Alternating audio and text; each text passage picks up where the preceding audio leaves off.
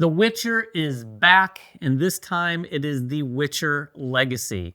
If you watch the channel at all, you know that we are fans of The Witcher Old World. This has a lot in common with that, but it is obviously a legacy game. It leans into the narrative aspect. To say quite a bit more is putting it mildly, because this is a much more curated experience in terms of like really feeling like an adventure that you're going on over the course of many sessions. We've got it here on the table. We're going to give you today a preview, and you don't have to worry.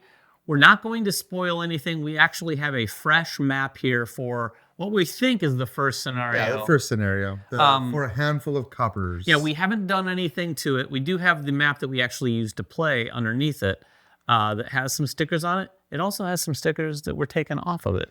Yeah, so I think the first thing you're going to recognize when you're looking at this is it's a different board. I mean, it's completely, everything looks a little different, but it's a completely different board every time you play a scenario. You're going to see, like, we have the scenario book, and I have this for scenario 1, which we just mentioned. It also comes with a box, and all the components you need to play that scenario are in the box. So already, if you're a fan of Witcher the Old World, you know, you play the same map every time. And while stories might come out organically, and I know after we play Witcher the Old World, we're like, oh, that was cool how I did this, and then this, and then this. Well, this is actually guiding you through a story. It isn't like hand-holding you through it. I mean, you are going to be making your own decisions, and you are going to be moving through it at your own pace. And there are many times in the game where it's going to force you to kind of go in one direction or the other, which, again, that kind of harkens back more to like even the video game experience of playing through like a quest line. Yeah, it definitely feels like a quest line. In fact, if you've played Old World, the quest lines in that, there are some that have like multi-step quest lines. And even those are just like maybe a couple steps. Sure, like go here, then here. This whole scenario, I think, and this is how I think all of them will probably feel to some degree, feels like one massive quest line with multiple layers and multiple steps. Now, with that said, like Ryan alluded to, it's not A to B to C to D necessarily, because along the way you will make some decisions and you might branch off. And in fact, from what we were told, this could ultimately lead to different endings for players as they play through the whole situation. Yeah, and that storyline applies like on a giant scale to the whole, but also to each individual map. Because one thing that I think is really different between the first game and this game is the sense of investigation. You know, the Old World was all about gearing up and fighting the monster, which is one thing that The Witcher is very good at. But if you read the books, if you've played the video game, you know there's a lot more like detective work. There's investigation. And this game is very good at that, because what it does, like, especially for this first scenario, it just says, hey, you've arrived at this village. People have called you. There's some monsters attacking, and you need to figure out what's going on. That's all the information you've got. Everything else you had to have to discover, including like even your objective. You don't even necessarily know what you're trying to do when you first get onto this map, but all of that is going to become clear as you visit locations, talk to people, have different dialogues, pursue different leads.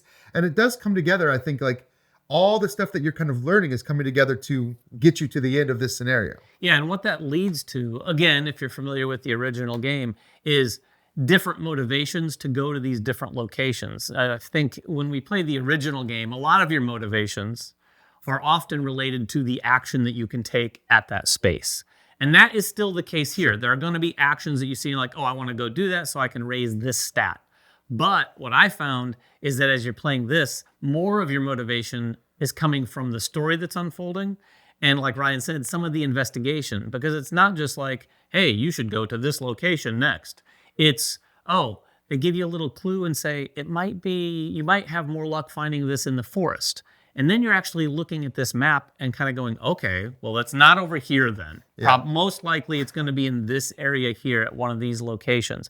I can't remember exactly what it was, but like there was going to be a couple locations where we could find something related to the monsters, and it was going to be more related to the forest. Oh, they're nests, I think.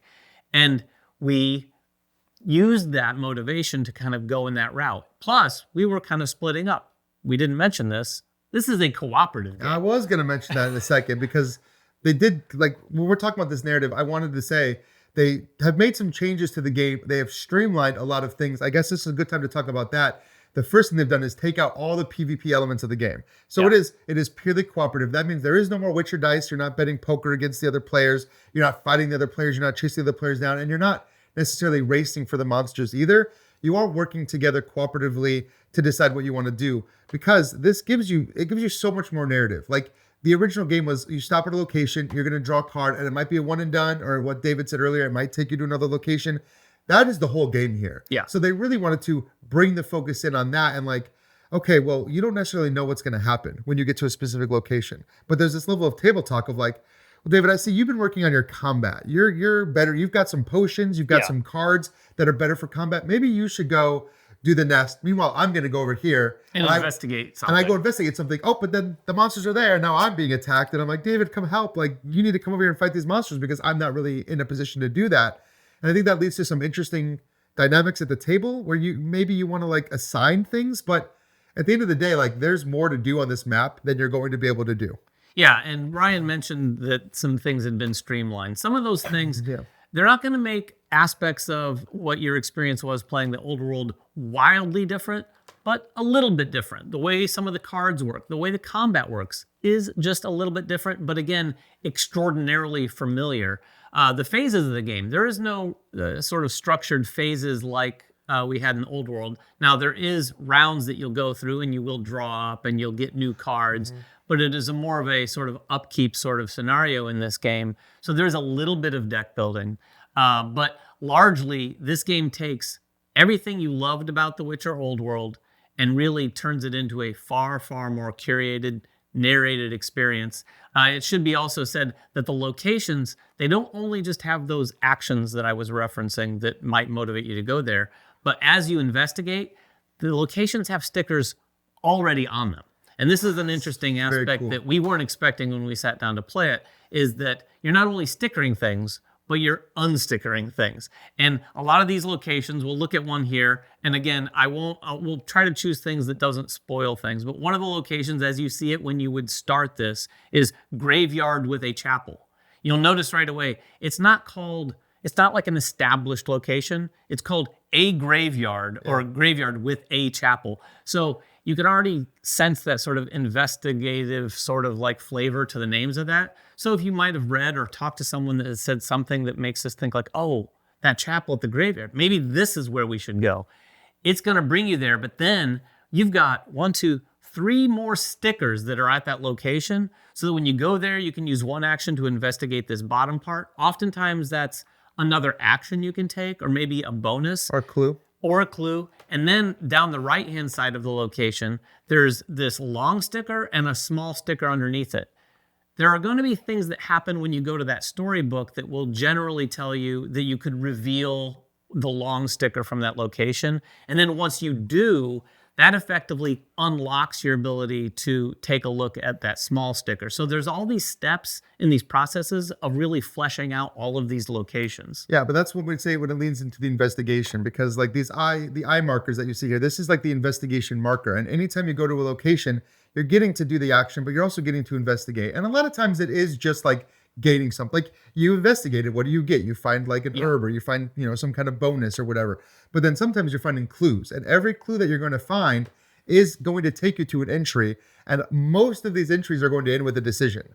And based on that decision, it might say, okay, well, remove the sticker on 6 or remove the sticker on 7. You're not doing both. That means this game, you've decided like you're chasing somebody, chasing this guy or that guy. Which way are they going? You can only chase one. And a lot of times you don't ever get to do the other thing. No. So you're just kind of, letting that go by. And the way the game tracks that is interesting as well. You kind of have like this sticker booklet. And as you're making decisions in the game, it's having you like add these stickers to your journal. And you're kind of creating like a journal that tracks all of your decisions through the game. Yeah, this is what that sticker booklet looks like at first. And you can see there's all these little rectangles. Here, and this one. Give it a little flash. Don't pause it if you don't want to pause it. Don't pause and zoom in if you don't want it spoiled, but this is what it looks like otherwise. You'll see there's all these stickers in here. One of the things I want to mention here is, obviously these stickers will give you information. Some of these stickers will tell you to do things, but a lot of what these stickers do too is bring into that or lean into that investigative nature of the game, because later in a scenario, after you've played quite a bit, and the scenarios can last, when we played this scenario, it lasted over 2 hours, probably 2 to 3 hours. There's going to be decisions you need to make that aren't of the moment. they're kind of like more broad decisions, and you want to take into consideration things that you've learned while you played. There are stickers in there that are basically going to be little bits and pieces of information where you're like, oh, wait a minute, but this person, remember, they said this way back when, but this person just now said this.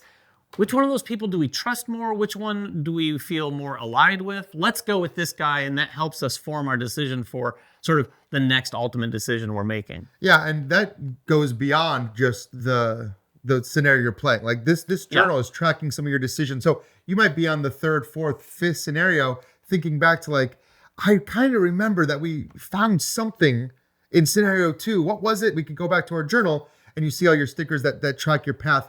So the paths can diverge. Now, we've only gotten to experience the first scenario, so we don't know like how far back and like how broad this is going to be. But like David said, they did tell us there will be different endings that you can reach based on these cascading decisions that you're making throughout the games, which is very interesting, I think. And also the fact that like you're playing a different scenario, you're playing a different map, you're putting out all these cards kind of came with the scenario. And if you can't see the giant pile of trashed stuff up in front of us, as you go through, you're ripping up some things and adding them to your trash pile and getting new things. So like you might have a very specific objective. You get part of the way through this and you realize this is our objective. You complete it. The game might give you like, now, if you did it this way or this way, take this new objective and then rip the old one up, right? So it's always changing. It feels more like living and dynamic, I think, even than the old world did. Because of that system. Yeah, and speaking of living and dynamic too, one of the things they've done compared to the original game is giving you new reasons to use your stats. A lot of the stats that you have in this game do have very similar, if not the same effect that they have in The Witcher Old World, but there's also a lot of skill checks in this. So as you're going through the storybook, there's going to be things that happen. Some of those decisions that Ryan alluded to might have skill checks innate in them. So there are dice. We don't use them PvP style, but you're going to use dice along with whatever your skill is to determine how well you do at potential different skill checks. And that's another thing you're going to consider cooperatively as you're breaking things up. You're going to be thinking, okay, maybe David should go do this because his stat is way up high.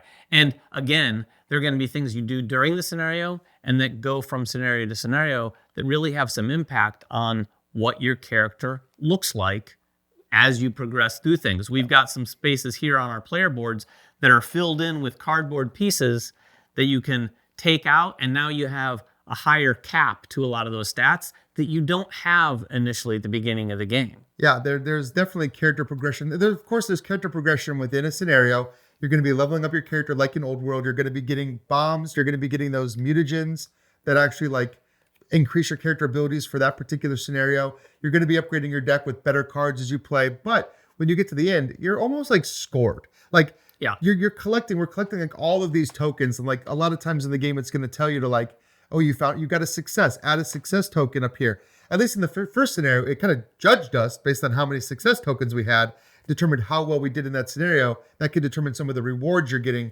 in between like scenario 1 and 2. But you're going to go into scenario 2, not with everything. You're going to reset a lot of stuff, but some of the things that the book tells you to keep, you're going to be able to keep. And of course, that stat progression is going to carry over throughout the game as well. Yeah, get that box. There's a big box called the Chronicle box. This is the box that you're going to be using to sort of carry over all the things in your game. And each character you start with a box that has your starting components, has your starting deck. So everyone's going to have these nice boxes to sort of keep everything in as you go through the journey. And then we'll flash that sticker sheet. Oh, you can flash it. I'm going to flash this. There's a sticker sheet here. One of the things that I wanted to at least mention is that when you do go from scenario to scenario, and maybe even within scenarios, like we said, we just played the first one, some of the stickers you get actually go on your cards. So you're actually improving some of the cards. So for instance, if you've played the original Old World, there are cards that will combo into other cards. You might be able to take a card that doesn't combo into certain colors and now make it so that it does combo into certain colors. Or it even sometimes has a special ability. Or has new abilities, cool. Things like that. So it takes a lot of what, like I said before, it takes a lot of what I think a lot of people liked about the Old World game and makes it more narrative, more curated, but also gives you that experience of playing a real campaign. Even though they had some campaign light